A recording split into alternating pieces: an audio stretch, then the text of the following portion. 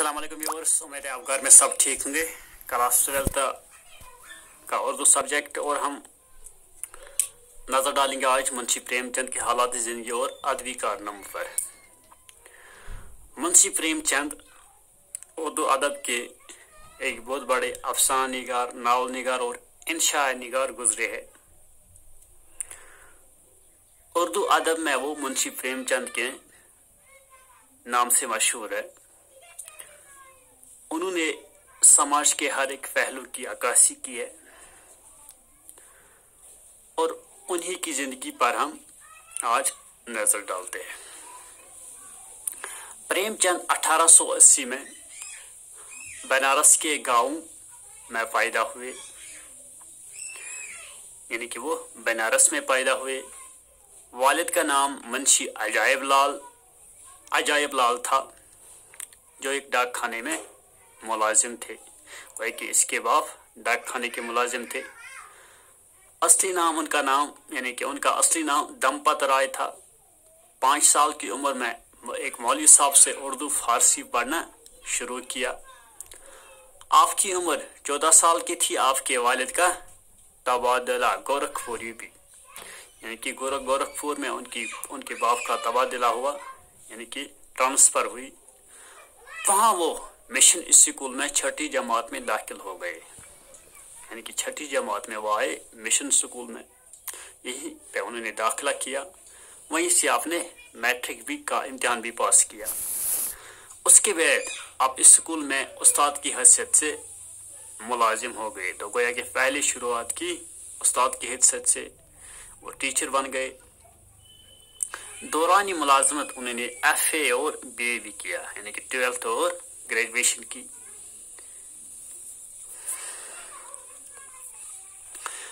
तो 1905 में उनका तबादला कानपुर, यानी कि कानपुर हुआ। कानपुर की जिंदगी और माहौल ने प्रेमचंद की सलाहियतों को निखारने में अहम रोल अदा किया। उन्होंने इस्लाही, समानी और अदबी तबसरे लिखने शुरू किए। इनका सियासी और समाजी शोर भी इसी जमाने में उभरा और इस तरह हवल वतनी का जज्बा बेदार हुआ। प्रेमचंद की जिंदगी महरूमियों, दुखों और परेशानियों में गुजरी। कोई कि उनकी जिंदगी काफी परेशानियों से गुजरी है, जो कि उनके अफसाना और नावल भी उनकी अक्कासी करते हैं। सौतेली माँ, कम उम्री में शादी, तंग दस्ती और नादारी, सभी चीजों ने मिलकर प्रेमचंद को कुंदन बना दिया था। 1908 में नवाबी राय के फारसी नाम से इनका कहानियों पर मुश्तमिल मजमुआ शाया हुआ। कानपुर में 4 साल क़ियाम करने के बाद आपका तबादला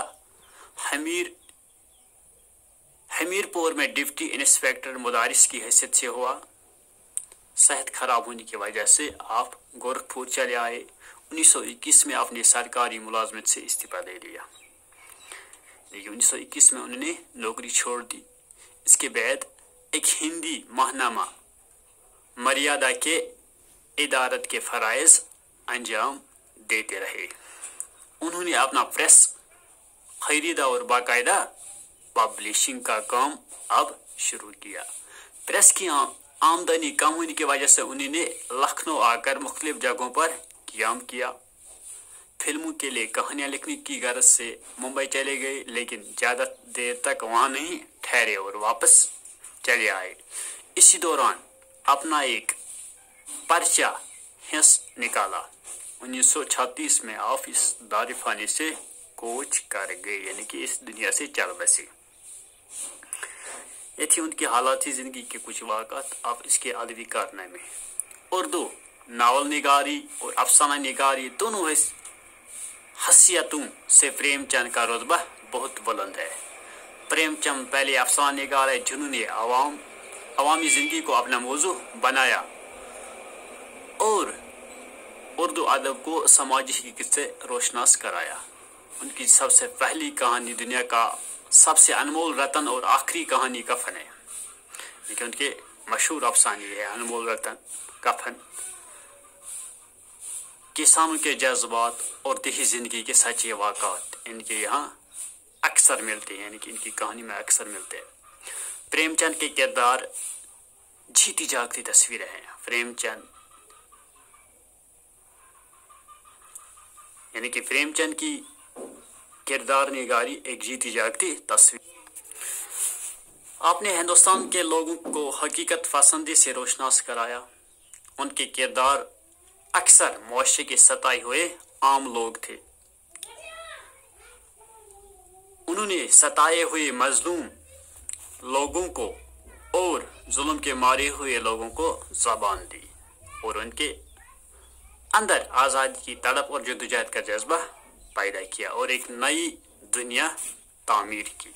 अफसानों के अलावा प्रेमचंद ने बहुत से नावल भी लिखे हैं, मसलन बाज़ारी हुस्न, चौगानी हस्ती, गोशा आफियत, मैदानी अमल और गोदान वगैरह उनके जीते जागते नावल है। और उनके अफसानों में प्रेम पचीसी, प्रेम बत्तीसी, प्रेम चालीसी और फानूसी ख्याल उनके अफसानों के काबिल जिक्र मजमूए है। प्रेमचंद को नावल नवीसी पर पूरी दस्तरस हासिल है। नहायत सादा और पुर असर तर्ज तहरीर प्रेमचंद की पहचान है। आप छोटे छोटे जुमले में नहायत बामाना बातें बयान करते हैं। कोई कि ये थी उनकी थोड़ी बहुत अदबी कारनामों पर हमारी नज़र।